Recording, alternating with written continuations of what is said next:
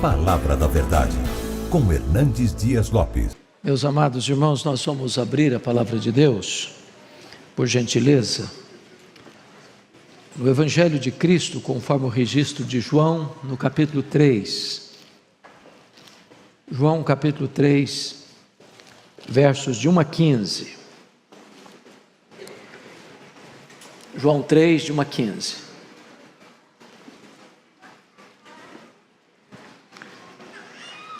Esse texto diz assim: havia entre os fariseus um homem chamado Nicodemos, um dos principais dos judeus. Este de noite foi ter com Jesus e lhe disse: Rabi, sabemos que és mestre vindo da parte de Deus, porque ninguém pode fazer esses sinais que tu fazes, se Deus não for com ele. A isto respondeu Jesus: em verdade te digo, que se alguém não nascer de novo, não pode ver o reino de Deus. Perguntou-lhe Nicodemos: como pode um homem nascer sendo velho? Pode porventura voltar ao ventre materno e nascer segunda vez? Respondeu Jesus: em verdade te digo, que quem não nascer da água e do Espírito, não pode entrar no reino de Deus. O que é nascido da carne é carne, e o que é nascido do Espírito é Espírito. Não te admires de eu te dizer: importa-vos nascer de novo. O vento sopra onde quer, ouves a sua voz, mas não sabes de onde vem, nem para onde vai. Assim é todo o que é nascido do Espírito. Então lhe perguntou Nicodemos: como pode suceder isto? Acudiu Jesus: tu és mestre de Israel e não compreendes estas coisas? Em verdade te digo, que nós dizemos o que sabemos e testificamos o que temos visto, contudo não aceitais o nosso testemunho. Se tratando de coisas terrenas não me credes, como crereis se vos falar das celestiais? Ora, ninguém subiu ao céu senão aquele que de lá desceu, a saber, o Filho do homem que está no céu.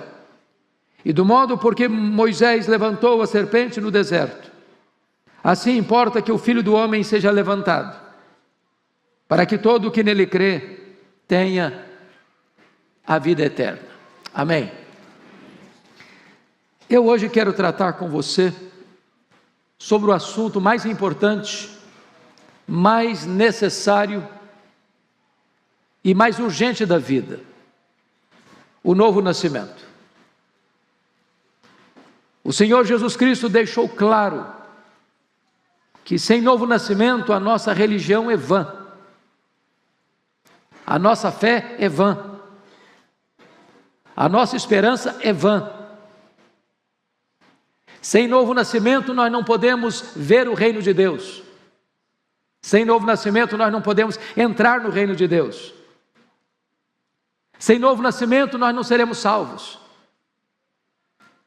Então é da mais alta importância você hoje parar e refletir sobre esta matéria, porque Jesus declarou: importa-vos nascer de novo. Não é um pedido, não é uma sugestão, não é uma mera possibilidade, é uma ordem imperativa, é uma necessidade absoluta, sem o que ninguém pode entrar no céu. É curioso que Jesus não trata dessa matéria, por exemplo, com Zaqueu, que era um maioral dos publicanos, um homem que se enriquecera de maneira não lícita, não transparente, como fruto do seu trabalho, mas da exploração. Jesus não tratou dessa matéria, por exemplo, com a mulher do poço de Jacó, a samaritana, que tinha passado por 5 divórcios, estava morando com um homem que não era seu marido. Jesus não tratou dessa matéria com aquele ladrão da cruz, que vivera a vida na marginalidade, sendo um transtorno para a família e para a sociedade. Jesus tratou de novo nascimento com um homem ético, religioso, um líder espiritual da sua nação, um homem que tinha todos os predicados visíveis, notórios, dignos dos maiores encômios e dos maiores elogios. É para este homem que Jesus disse: se você não nascer de novo, você não pode ver o reino de Deus. Se você não nascer da água e do Espírito, você não pode entrar no reino de Deus. Então importa você nascer de novo. Mas eu gostaria então de pensar com você sobre algumas coisas à luz desse texto. Primeiro, por que é necessário nascer de novo? Primeiramente, irmãos, porque diz a Bíblia que toda inclinação do nosso coração, da nossa vontade, dos nossos desejos, da nossa carne, estão na contramão da vontade de Deus. O que a Bíblia quer dizer com isso é que você não produz essa mudança. Novo nascimento não é uma reforma. Novo nascimento não é um verniz. Não é um cal que você passa para tapar algumas impurezas da sua vida. O novo nascimento não é fruto do seu esforço. Não é apenas uma aparência melhor, onde você larga alguns hábitos, alguns vícios, algumas práticas erradas e adota outras práticas melhores. Não, o que é nascido da carne é carne. O homem não pode produzir esse novo nascimento. A Bíblia diz que um leopardo não pode mudar suas manchas, um etíope não pode mudar a sua pele, tampouco você e eu podemos mudar a nós mesmos, transformar a nós mesmos. Mas está claro à luz do ensinamento de Jesus: se você não nascer de novo, você não pode ver e você não pode entrar no reino de Deus. Se é a mesma coisa, ver e entrar tem o mesmo peso, o mesmo significado. Em outras palavras, se você não nascer de novo, o céu não é uma possibilidade real, não é uma realidade para você. A porta do céu estará fechada para você. No dia do juízo, seus pecados estarão contra você. A palavra de Deus estará contra você. Não haverá esperança qualquer para a sua salvação. O texto, no contexto dele, mostra que é necessário também nascer de novo, porque uma fé puramente intelectual ou emocional não é suficiente para levar você à salvação. No capítulo 2, no finalzinho do capítulo 2, está escrito, e eu gostaria que você conferisse no texto comigo: estando Jesus, no verso 23, em Jerusalém, durante a festa da Páscoa, muitos, vendo os sinais que ele fazia, creram no seu nome. Mas como creram no seu nome? Creram no Cristo dos milagres, creram no Cristo que operou maravilhas, creram no Cristo que para eles era o atendimento de uma necessidade imediata. Mas isso era apenas uma fé intelectual, ou apenas uma fé emocional. Mas essa fé não é suficiente. Em que Cristo você crê? No Cristo das Escrituras? Ou no Cristo da sua mente? Ou no Cristo que você formatou? Ou no Cristo que você idealizou? Ou no Cristo que se propagandeou? O Senhor Jesus Cristo vai dizer ainda, no versículo 24 do capítulo 2, mas o próprio Jesus não se confiava a eles, porque os conhecia a todos, e não precisava de que alguém lhe desse testemunho a respeito do homem, porque ele mesmo sabia o que era a natureza humana. Então não é só você saber que Jesus é Deus, não é só saber que Jesus faz milagres. Nicodemos sabia disso, isso não foi suficiente para ele. Jesus Cristo disse: importa a você nascer de novo. Agora, vamos fazer algumas perguntas. Quem é esse Nicodemos? Será que esse homem precisava mesmo nascer de novo? Em primeiro lugar, a Bíblia menciona que esse homem era um homem rico. Está lá em João capítulo 19, verso 39. Ele era um homem que tinha muito dinheiro. E ter dinheiro é uma bênção. E ter posses é uma bênção. Isso lhe dará conforto. Isso lhe dará uma boa casa. Lhe dará um bom carro. Lhe dará um bom status social, lhe dará boas roupas, lhe dará uma mesa farta, lhe dará, quem sabe, viagens maravilhosas, lhe dará conforto. Mas o dinheiro não pode comprar para você a salvação. O dinheiro não pode abrir o acesso do caminho do céu para você. O máximo que o dinheiro pode lhe dar é uma boa casa, mas não pode lhe dar um lar feliz. Pode lhe dar uma boa comida, mas não pode lhe dar um apetite. Pode lhe dar um bom plano de saúde, mas não pode lhe dar saúde. Pode lhe dar uma casa maravilhosa, mas não pode lhe dar o céu. O dinheiro, o máximo que pode fazer com você, lhe dá um rico funeral e nada mais. Então, ter dinheiro não é suficiente. Mas a Bíblia diz que esse homem também era um mestre, está aí no versículo 10. Isso significa que ele era um professor de Bíblia, ele era um teólogo. Ele ensinava a palavra de Deus, ele tinha conhecimento da palavra de Deus, ele tinha destreza no saber e na metodologia de ensinar, ele era um mestre. Isso não era suficiente. Não basta ser um estudioso da Bíblia, não basta ser um teólogo, não basta ter desenvoltura para percorrer os corredores do saber teológico, isso não é suficiente. Nicodemos tinha isso e ele não estava salvo ainda. Mas mais, diz a Bíblia, você pode notar comigo, no versículo 1, havia entre os fariseus um homem chamado Nicodemos. Os fariseus surgiram no período interbíblico.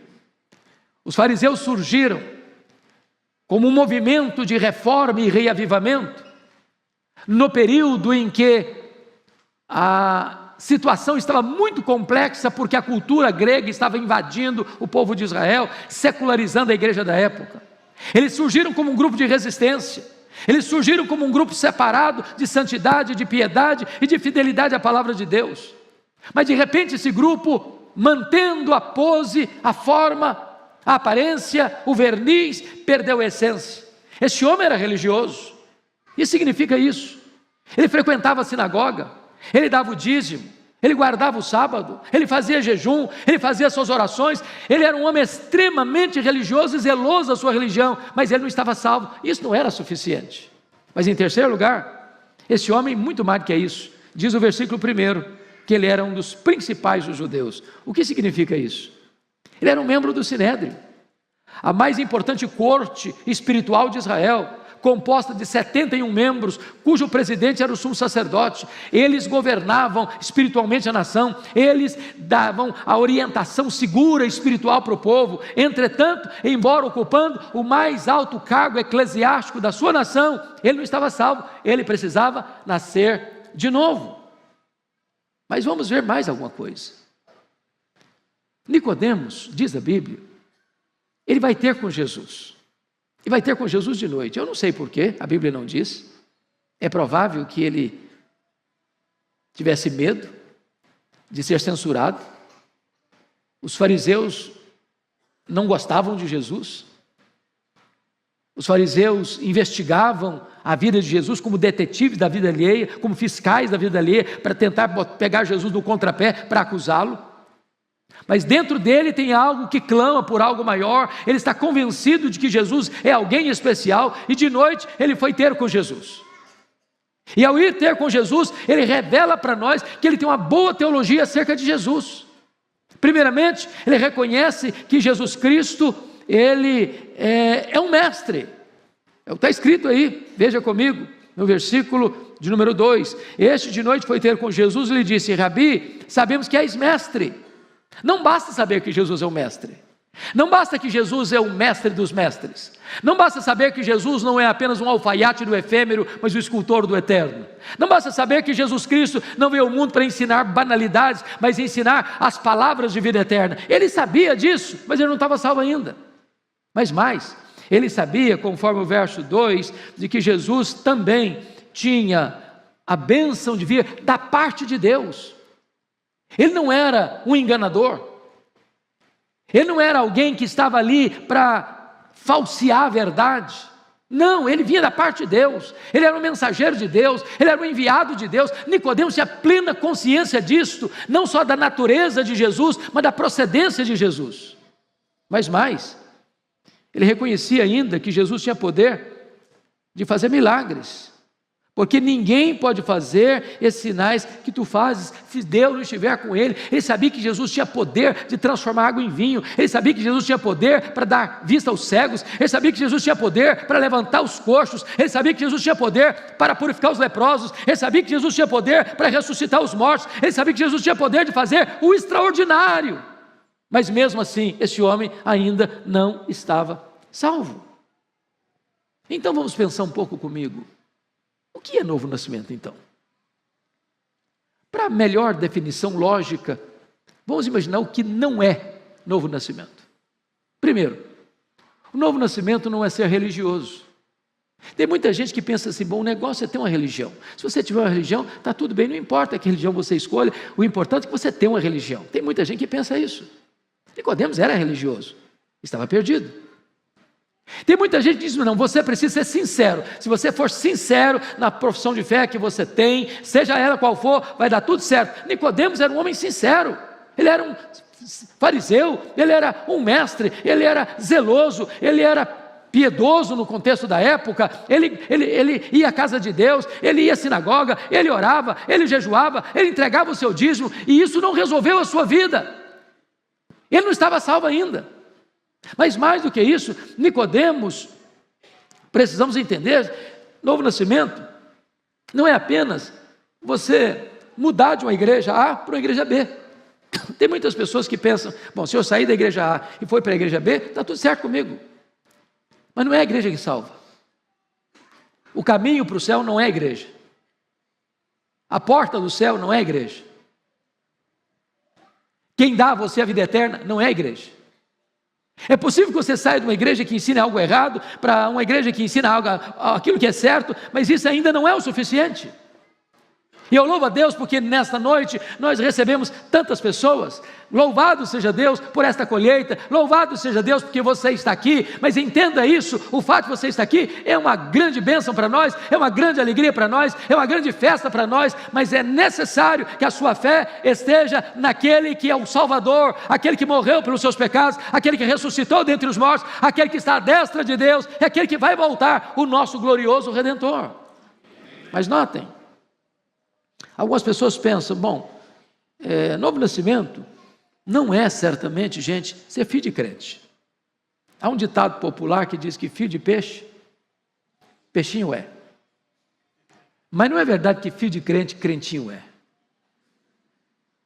Para você ser filho de Deus, para você nascer de novo, você precisa ter um novo coração, uma nova mente, uma nova vida, uma nova família, uma nova esperança, uma nova pátria. Você precisa ser nova criatura, você precisa nascer de novo, um novo coração.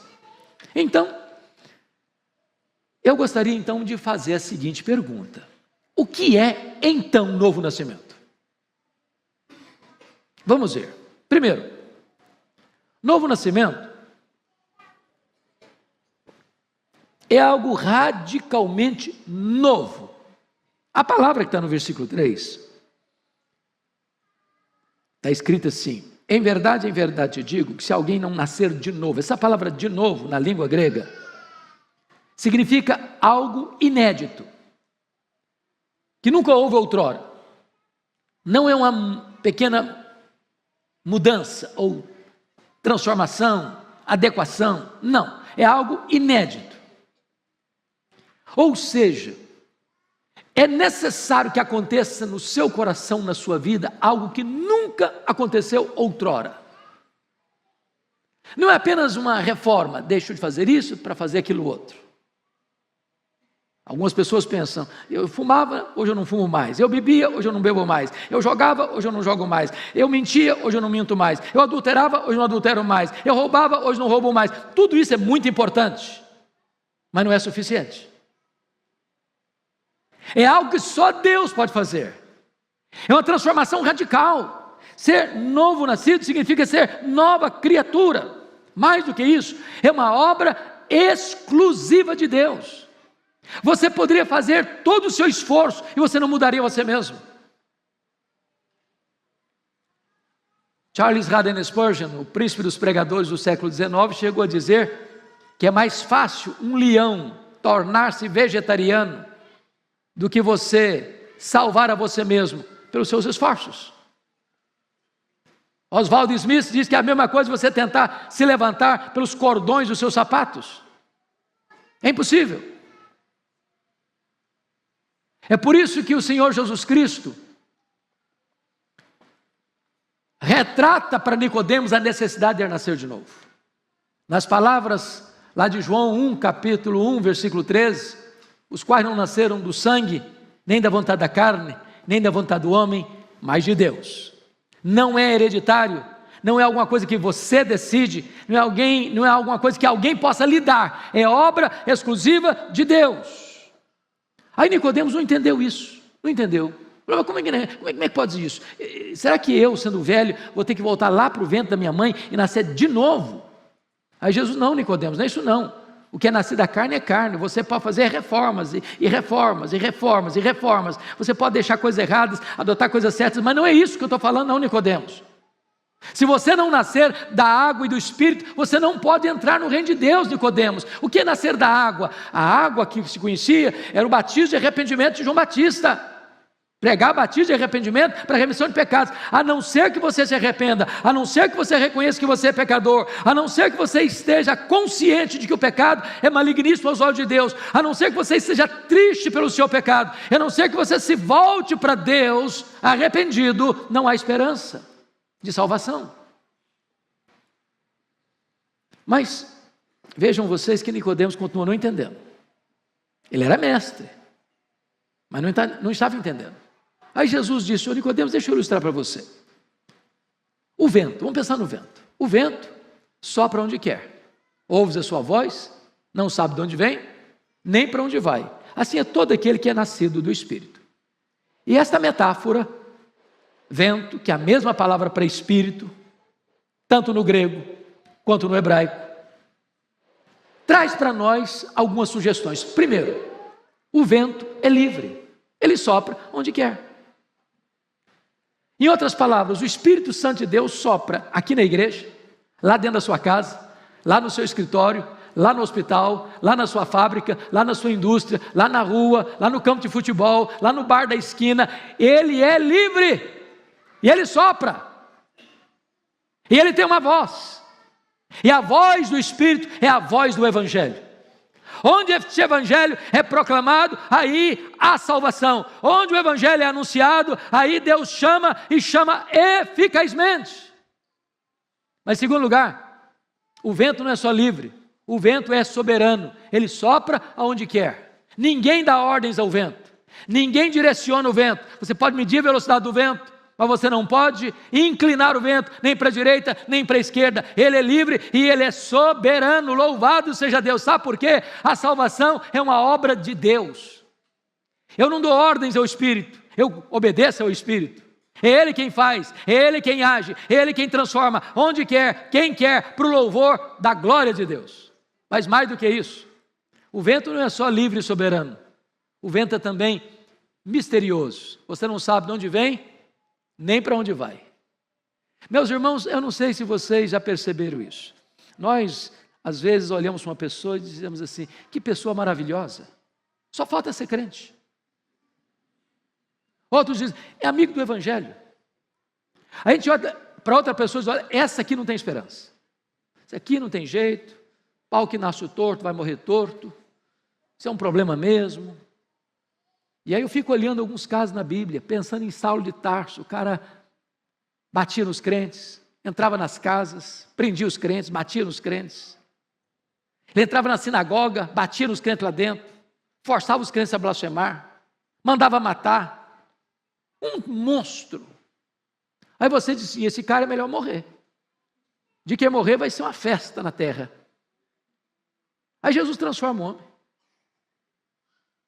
Imponderável, improvável, impossível, para se transformar no maior missionário. Então, para pensar um pouquinho dentro dos seus relacionamentos de conhecimento. Qual é a pessoa mais complicada que você conhece? Qual é aquela pessoa que você diz: meu Deus, mas por que esse cara nasceu? Por que ele vive? Por que alguém não dá um jeito?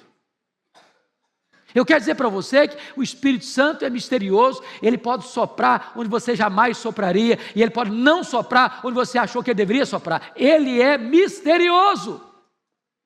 É por isso que você e eu estamos aqui. Você acha que você está aqui nesta noite, pela graça de Deus, alcançado pela salvação em Cristo, porque você é uma pessoa maravilhosa, porque você é uma pessoa provável, porque você é uma pessoa magnífica, e que Deus foi muito sábio em ter escolhido você? Ou é a graça, pura graça de Deus na sua vida? Estamos salvos pela graça. Louvado seja Deus. Nós somos o maior exemplo deste fato, de que o Espírito Santo é misterioso, e Ele escolhe gente como você e eu, pecadores, perdidos, arruinados, mas agora alcançados, perdoados, transformados, salvos, seguros nas mãos de Deus. Louvado seja o Senhor. Mas Nicodemos continuou não entendendo. Senhor, eu não estou sabendo o que o senhor está falando não. Nicodemos, você é mestre em Israel e não está entendendo ainda? Estou falando de coisas humanas, terrenas. Se eu falar das celestiais, como é que vai ser? Aí Jesus dá o ponto final da mensagem dizendo: Nicodemos, você conhece a história do povo de Israel? Você lembra daquele tempo em que o povo começou a murmurar contra Deus?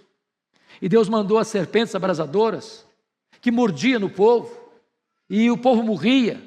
E o povo desesperado olhava para cá, para lá, para acolá, tinha serpente para todo lado, entrava na tenda, tinha serpente, ia deitar, tinha serpente, saía da tenda, tinha serpente, para todo lado tinha serpente, e as serpentes eram serpentes mortíferas, veneno letal. Não, estou lembrado. Pois é, Nicodemos. Assim como Moisés levantou a serpente no deserto, importa que o Filho do Homem seja levantado, para que todo que nele crê não pereça, mas tenha vida eterna. E aqui Jesus, para mim, traz a essência do Evangelho, irmãos. A essência do Evangelho. O que essa figura traz para nós? Traz para nós que todos nós um dia fomos inoculados pelo veneno da serpente. E esse veneno é pior do que o veneno das víboras. Esse veneno mata. Esse veneno leva ao inferno. Esse veneno é o pecado. A primeira coisa que você precisa para nascer de novo e ser salvo é reconhecer que existe um veneno dentro de você, que você não tem antídoto para ele. Nenhuma medicina da terra tem antídoto para ele. Nenhuma religião do mundo tem antídoto para ele. Esse veneno chama-se pecado. Mas assim como Moisés levantou a serpente do deserto, importa que o Filho do Homem seja levantado. E o que significa isso? Meus irmãos, essa figura, hoje mesmo de manhã na escola dominical, uma pessoa me perguntou: pastor Ival, o senhor está falando do Salmo 91, e que nós pisaremos o leão e a áspide, e que o leão e a áspide é um símbolo do diabo. E ela ficou preocupada porque o leão é um símbolo de Cristo, mas também é símbolo do diabo. Está lá em 1 de Pedro, que o diabo anda ao nosso derredor como um leão rugindo, procurando a quem tragar. E a serpente também é símbolo do diabo. Mas aqui a serpente é simbolizada por Jesus. Assim como Moisés levantou a serpente, o Filho do Homem foi levantado. Como assim? Como assim? A Bíblia diz que quando Jesus foi para a cruz, e ele estava lá no madeiro, Deus lançou sobre ele a iniquidade de todos nós. Ele foi feito pecado por nós. Ele carregou sobre o seu corpo no madeiro os nossos pecados. Naquele momento, diz a Bíblia, que não havia beleza nele. Naquele momento o sol escondeu o rosto dele e houve trevas ao meio-dia. Naquele momento o próprio Pai não pôde ampará-lo. Deus meu, por que me desamparaste? E o Pai não amparou o seu filho, porque naquele momento ele era pecado. Ele não tinha pecado, mas Deus lançou sobre ele o nosso pecado. E naquele momento ele morreu pelos nossos pecados, segundo as Escrituras, e ressuscitou para a nossa justificação. Então, como é que você pode ser salvo? É quando você reconhece que você é pecador, mas quando você reconhece também que Jesus Cristo, o Filho de Deus, veio ao mundo para levar sobre a cruz, no seu corpo, os seus pecados, as suas mazelas, as suas transgressões, e que Jesus Cristo lá naquela cruz morreu pelos seus pecados, pagou a sua dívida, quitou o seu débito, e agora, se você crê nele, você não tem mais dívida, você não tem mais débito, você é declarado justificado diante do tribunal de Deus, já nenhuma condenação a mais para você que está em Cristo Jesus, nosso Senhor. Então hoje, agora, aqui, você pode olhar para Jesus, e se você olhar para Ele, e confiar nele como seu Salvador pessoal, agora mesmo, nessa mesma noite, você recebe o presente da vida eterna, a alegria da vida eterna, e a segurança da vida eterna. Curva sua fronte, nós vamos orar ao Senhor. E eu vou pedir ao pastor Arival que nesse momento ore pela sua vida. Esta é uma noite de colheita e esta também é uma noite de salvação.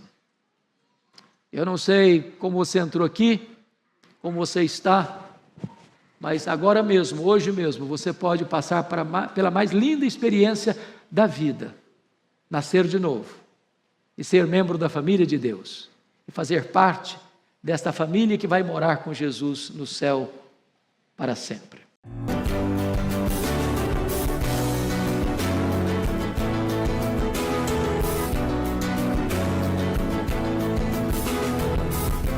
Palavra da Verdade. com Hernandes Dias Lopes.